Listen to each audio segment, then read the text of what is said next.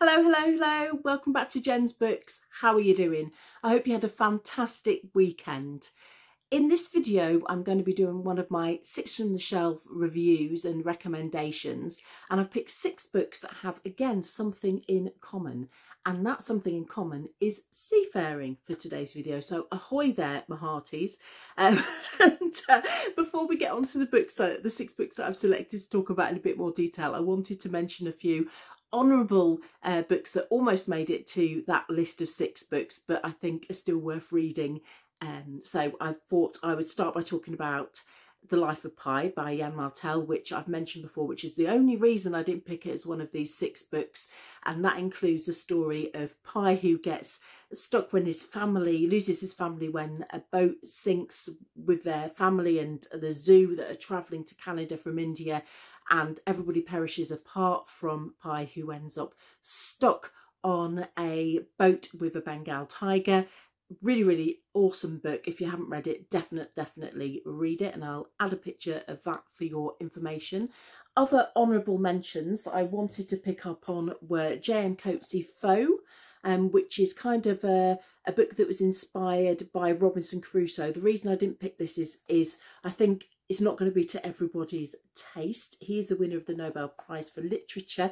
It's a really interesting take. Basically, the idea is it's a story of a lady who has survived a shipwreck. Her name is Susan Barton, and she contacts the writer Daniel Foe, who wrote Robinson Crusoe, and wants to tell her story and wants him to tell her story as she tells him, but of course he completely rewrites it. So it's the dangers of storytelling. It brings back quite exhausting memories of studying Robinson Crusoe, which I don't recommend, but if that's something that you're interested in, that's an honourable mention. Another more contemporary one is The Lamplighters by Emma Stonex. I mean, it's not strictly about boats, but they are trapped at sea on a lighthouse. The mystery here is what sells the book. The mystery is actually more interesting than the denouement really at the end of it. But if you like a thrilling mystery and something seafaring, then that's one that you might be interested in. Something slightly different, a thriller, The Skeleton Key by Erin Kelly. I read this last year and really enjoyed it, but the only reason I could include it in this video was the fact that she lives on a canal boat. It didn't really feel central enough to the story, but it's a thriller about a family who have created a book and a mystery themselves. I don't want to give too much away, but if you like thrillers and you like books about art, then this might be one that you enjoy. Then Daphne du Maurier's Jamaica Inn, again, one that I've mentioned before, I think in previous videos. Not strictly about boats, but it is about smugglers. Any excuse to mention Daphne du Maurier, I think. I absolutely love her writing, and she will appear again in the future. Star of the Sea by Joseph O'Connor, which is one that I read quite a few years ago as well. It felt too similar to the other options that I've picked, but this is a book based in 1847, when there were hundreds of fleeing refugees leaving Ireland, and it's about their journey. So that's another one that may interest you. But I picked 6 that I wanted to focus on. The first one of the books I wanted to focus on for this video is Beryl Bainbridge's Every Man for Himself, which was published in 1996. It didn't feel right to do a video about seafaring and boats and oceans and journeys without mentioning the Titanic.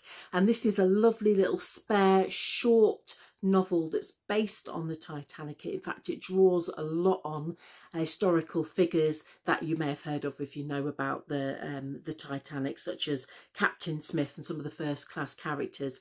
But it's told to us through the eyes of a 22-year-old young American called Morgan, and so it's his experience of being on the Titanic. If you're looking for a book that really revels in the sinking and the tragedy, this probably isn't one that's you're going to enjoy as much. It feels like a slow burn in a way, because it's more about the characters that he encounters and their relationships. It does deal with the sinking of the boat as well, and it's interesting because that name of the book, Every Man for Himself, really sort of summarises Morgan's experiences and how some of the other passengers react when the boat starts going down, and about what makes a hero and what doesn't. But it's quite interesting. I found it enjoyable. I really like Beryl Bainbridge's writing anyway. I've read quite a few of her books now, Master Georgie, The Birthday Boys. She's really spare with her writing. It's very tight, and although it's a short novel, there is nothing to waste here. Every word counts, and I really enjoy her work. I feel like whenever I read her books, I'm in a safe pair of hands, really. And I believe that this was also longlisted for the Booker Prize at the time. But it's really evocative. It brings the world to life. But as I say, there's a lot about Morgan's relationship with the other characters and the vices and the play that takes place amongst the upper classes on the Titanic before the sinking. And there's also a bit of a love story as well. He falls for a socialite during those 4 days of Wallace Ellery. But I found it quite evocative. As I say, I could really feel the location. She has a way of bringing the Titanic to life, but also, as I say, it's about those characters and those character studies and their interactions. So if you're wanting something that's purely about the drama, then it might not be one for you. But if you like Beryl Bainbridge, or you love books about the Titanic generally, it's a short read, and I found it one that I really wanted to recommend to other people, as with anything that Beryl Bainbridge really has written. The second book, I wanted to pick something completely different, and that is Dan Simmons' The Terror. Now, this is a meaty beast. This is a chunky boy. So if you're not into chunky books, this might not be for you. But the fact I read it cover to cover is probably a recommendation in enough. And this has recently been made into a TV show with the same name, The Terror. I actually prefer the book to the TV show. I think one of the things that's really great about this as a historical fiction is the amount of detail that Dan Simmons has put into it, the amount of research, and that came over in the TV adaptation as being quite dry to me, whereas in the book it feels more in place, like you've got the space to really get to grips with some of those details and jargon and the life of living aboard a boat. So really the book was written in 2007, but it's about the Erebus and Terror, the Franklin expedition that went horribly wrong in 1845, where the two boats, one of which had Captain John Franklin at the helm, and the second, the Erebus, had Captain Crozier at the helm, and both of the boats are looking for the Northwest Passage but become stuck in the ice. And for a long time, what happened to these people was a mystery. So Dan Simmons has taken the historical facts, but he's then added a supernatural element to it. At one point, once the boats start going down and people are starving and that they're giving way to illness, they have to take to the ice, and they are being stalked by something. So it has that really nice historical feel to it, that authenticity, but again it has that drama as well, and you know, that horror and that visceral element of you know, mystery. Not only cannibalism, which is sort of famous for the Franklin expedition, although they did find evidence that certain crewmate might have become cannibals in the latter stages to stay alive, but there weren't any survivors from the events as far as history knows. But it has that sort of real sort of horror as well. There's a scene in it really that sticks in my mind, and it was covered in the adaptation, but there's a lovely nod to Edgar Allan Poe's The Masque of the Red Death, where they create this party. They have a huge party out on the ice outside the boats to try and raise morale of the men, and they have different rooms they make out of materials in different colours, which is what happens in Masque of the Red Death. And that really stayed with me, that really sort of sense of uncanny and foreboding that leads up to some of the more grim elements of the book and the sort of supernatural thrill of it. So it's historical, but it's also thriller and horror, and it's also an interesting exploration into the different characters. I mean, these are historical characters, these are people who actually existed, but it is still fiction. But if you like a big, meaty, chunky horror fiction rewrite, then The Terror is one that I'd definitely recommend. He also wrote another one, I think it's called Abominable, which is about mountaineering in the Himalayas, with a sort of a similar introduction of supernatural themes. But I really enjoyed this, and as I say, the fact that I read this book, and I shall tell you how many pages it is, nearly 1,000 pages, 890 odd pages, is kind of a recommendation in itself, because I don't always fancy the big chunky boys, I'll be honest. So the next book I wanted to mention was one that I actually read on my honeymoon, and it's Mutiny on the Bounty by John Boyne. And this is an author who's probably best known for writing The Boy in the Striped Pyjamas. So if you've enjoyed that book, you may enjoy this one. And this is basically, it's a famous story. The Bounty was a ship that set sail in 1787 with the captain, William Bligh, but then there was a mutiny, and Bligh and several of his men were put overboard and set adrift on a boat, on a small boat.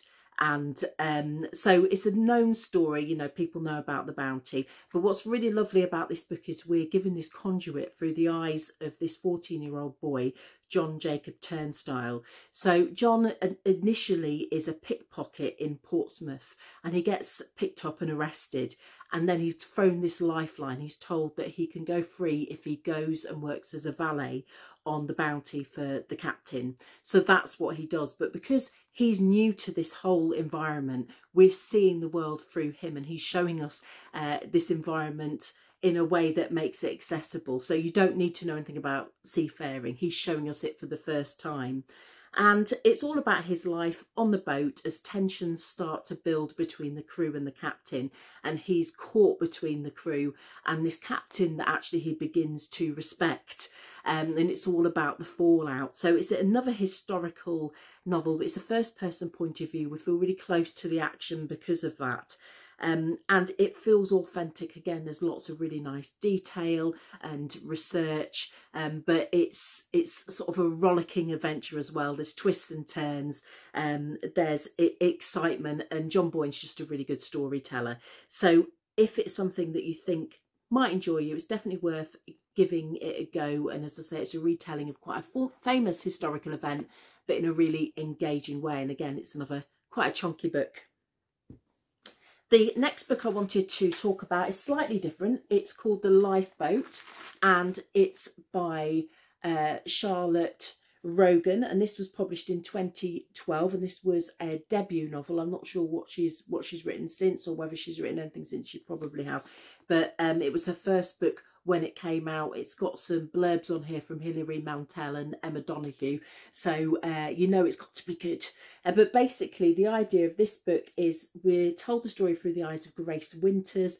She's a young newly married woman who has been on a boat voyage, and the boat has exploded, it's gone down, and her husband is missing, but she's on a lifeboat. He's put her on the lifeboat, and really the action is about what happens while this group of 38 strangers are cast adrift, and it's just floating across the sea, and they, you know, they begin to starve and turn on each other. And it's quite grim in many ways, but it's actually really engaging. And what really strikes me about this is it's about 38 people on a lifeboat. You know, they're so restrained, like Life of Pi. There's nowhere for them to go. This is all about the characters and the interactions between one another. And Mr. Hardy, who's one of the sailors, one of the original sailors, is initially in charge of the boat, but then there starts to be questions about his behaviour. And I don't want to give too much away, but one of the big questions here is about Grace and how responsible she is for the way things turn out on this lifeboat.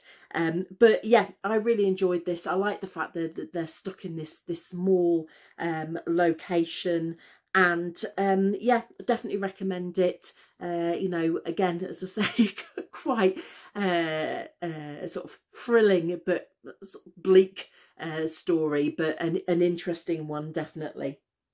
Again, I wanted to pick something different for my next choice, so I picked The Seal, A Woman's Gift. So this was published in 2018 by Sally Magnuson, and only really the beginning of this book takes part on boats. Basically, it's a story like most of the other ones, even the last book, The Lifeboat, it draws on real historical events. But these are events that took place in 1627 when pirates from North Africa, basically, they raided some Icelandic islands and killed a lot of people and took hundreds of people captive to sell as slaves in Algiers. And so we're seeing the story through the eyes of Asta, who's the wife of a preacher, Olafur, and it's third person point of view, but it does feel very close to the action. And what I really liked about this is the focus on her relationships with other women. I found that really intriguing. But anyway, she gets to Algiers. Her son is sold into slavery. Her husband is sold into slavery. She loses everything. The only thing she's allowed to keep hold of is her baby and her small daughter, who's 3 years old. And it's about her life as she adapts to becoming a slave to a family in Algiers, and the challenges she faces watching her children grow up Muslim, but also the links that she makes with the other women in the location. And it's about storytelling, because she's lost everything. She sort of throws herself into the Icelandic sagas, and she retells those stories to her children, and she engages with those. She brings her past alive through storytelling. And also through her engagement with other women, she learns about, 1001 Arabian Nights as well, which is also being told. So it's all about storytelling, about the stories we tell ourselves, but also, loss and love and all of those good things. But I just found this a really unusual premise and an interesting book to read alongside those other choices that I've picked so far.